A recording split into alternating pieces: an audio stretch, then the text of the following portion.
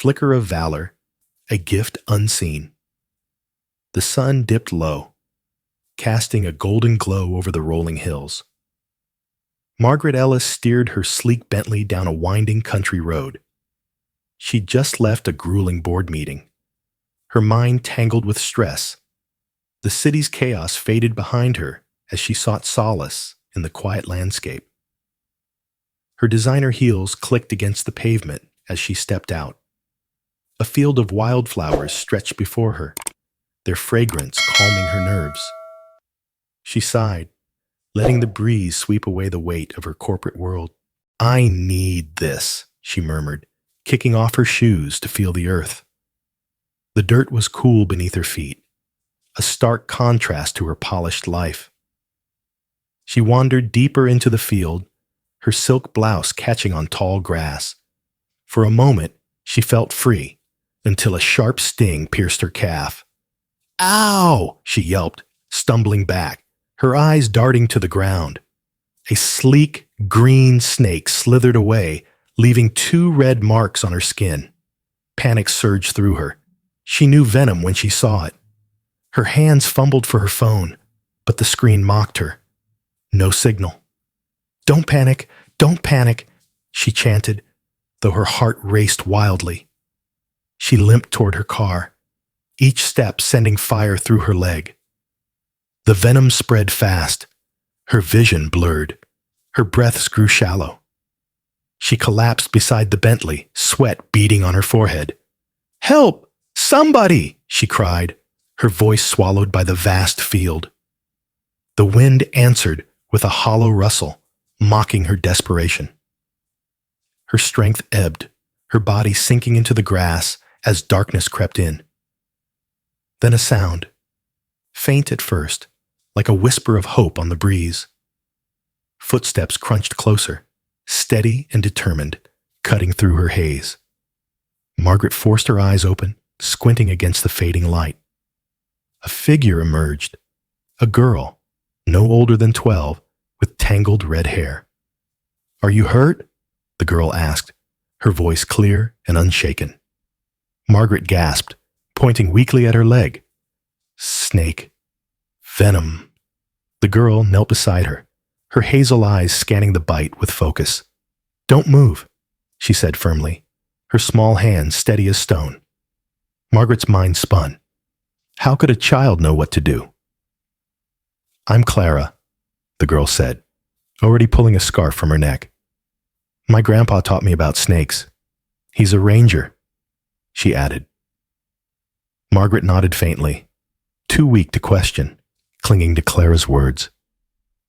Clara tied the scarf tight above the bite, her movements quick and sure.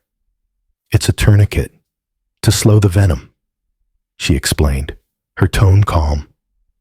Margaret groaned as the pressure bit into her skin, but Clara didn't flinch. "Keep your leg down. Below your heart," Clara instructed, adjusting her position. Where did you learn this?" Margaret rasped, her voice fading. "Grandpa's lessons," Clara replied, her eyes never leaving the wound. She pulled a water bottle from her backpack, pouring it over the bite. "We can't drink it, but it'll clean the area," she said, wiping gently. Margaret stared, amazed by the girl's composure amid her own terror. "Do you think you can save me?" she whispered, fear trembling in her voice. Clara met her gaze, fierce and resolute. "I will. You just hold on."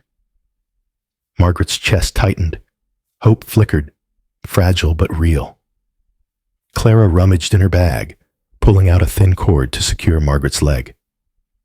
"How long since it bit you?" she asked, her brow furrowing. "Maybe 10 minutes, Margaret stammered, her head spinning. Clara nodded. "We've got time, but we need help fast." She stood, scanning the horizon, her small frame taut with purpose. "I can't carry you alone," Clara said, frowning at Margaret's size. Margaret's heart sank. "Then what? What do we do?" Clara's eyes hardened. "I'll get you to safety. Trust me." Clara grabbed Margaret's arm, pulling her up with surprising strength.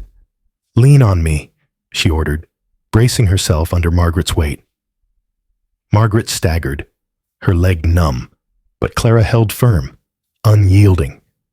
They stumbled forward, the girl's thin arms trembling under the strain. "You're too young for this," Margaret murmured, guilt gnawing at her. Clara shook her head.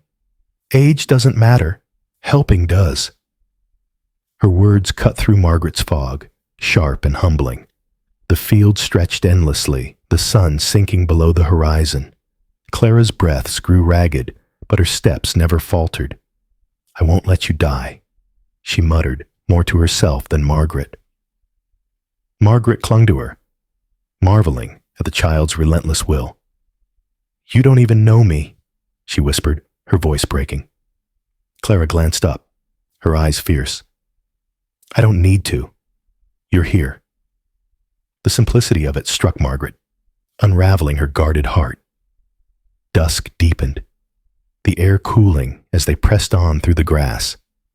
Clara's flashlight bobbed, a tiny beacon against the encroaching night. Her legs shook, but she gritted her teeth, refusing to stop. Margaret's vision swam. She felt herself slipping, heavy and cold. "Clara, if I don't make it," she began, her words slurring.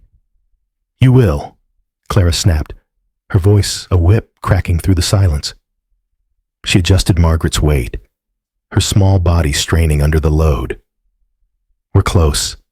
I can feel it," Clara said, her tone fierce with conviction. Margaret wanted to believe her, clinging to that spark of hope. A distant rumble broke the stillness. Tires on gravel, growing nearer. Clara's head snapped up, relief flashing across her dirt-streaked face. "A car!" she cried, waving her flashlight with frantic energy. Margaret's heart leapt as headlights pierced the twilight. Clara stepped into the road, arms flailing. "Stop! Please help us!" The truck slowed, its engine growling as a man climbed out. "What's going on?" he called, his voice gruff but concerned. "She's been bitten. Venomous snake," Clara said, pointing to Margaret. The man nodded, rushing to help lift Margaret into the truck bed. Clara climbed in beside her, holding her hand as the engine roared. "Hold on. Just a little longer," Clara whispered, her voice steady. Margaret squeezed her hand weakly, tears welling in her eyes. The truck sped toward a rural clinic, its lights a blur in the night. Clara kept watch, her small form a pillar of strength beside Margaret. "You're incredible," Margaret murmured, her voice faint but sincere. Clara didn't reply, her focus locked on keeping Margaret awake. The clinic loomed ahead, its sign glowing faintly in the darkness. The truck screeched to a stop, and medics rushed out with a stretcher. "She's got a snake bite. Venom spreading," Clara reported, clear and concise. They whisked Margaret inside, leaving Clara standing by the doors. "You did good, kid," the driver said, patting her shoulder. Clara nodded, her eyes fixed on the clinic, worry etched in her face. "I need to know she's okay," she said, refusing to leave. Time crawled in the waiting room, the clock ticking relentlessly. Clara sat hunched, her hands clasped, staring at the tiled floor. Her muddy sneakers left faint prints, a testament to her journey. A doctor emerged, his face tired but kind, beckoning her over. "She's stable," he said. "You got her here just in time." Clara exhaled, a weight lifting from her small shoulders. "Can I see her?" she asked, her voice soft but insistent. The doctor nodded, leading her to Margaret's room. Margaret lay pale but awake, an IV dripping beside her. She smiled weakly as Clara approached, her eyes bright with gratitude. "You saved me," Margaret whispered, reaching for her hand. Clara shrugged, shy now. I just did what Grandpa taught me. Margaret shook her head. No, you're extraordinary. Clara looked away, uncomfortable with the praise, but stayed close. The doctor stepped in. She'll recover fully, thanks to you. Clara nodded, relief washing over her, though she said little. I don't even know your last name, Margaret said, her voice tender. Clara Hayes, the girl replied, offering a small smile. Margaret squeezed her hand. I'll never forget you, Clara Hayes. Clara slipped away after that, vanishing into the night. Days later, Margaret sat in her penthouse, her leg bandaged but healing. The memory of Clara's courage haunted her, a quiet fire in her mind. She called her assistant, her voice firm. Find her. I need to thank her.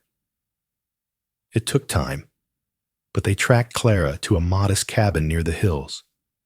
Margaret drove herself this time, her Bentley replaced by a simple sedan. She knocked on the door, nerves fluttering as it creaked open. A wiry man with gray hair answered. Clara's grandfather, she guessed. I'm Margaret Ellis, she said. I'm here for Clara. She saved my life. He studied her, then called over his shoulder. Clara, someone's here. Clara appeared, her eyes widening at the sight of Margaret. You didn't have to come, she said, shifting awkwardly. Margaret smiled. I did. You gave me a second chance. I owe you. Clara's grandfather frowned. She didn't do it for a reward. I know, Margaret said. But I want to help, however I can. Clara shook her head. We're fine. I just wanted you to live. Margaret paused, moved by the girl's selflessness.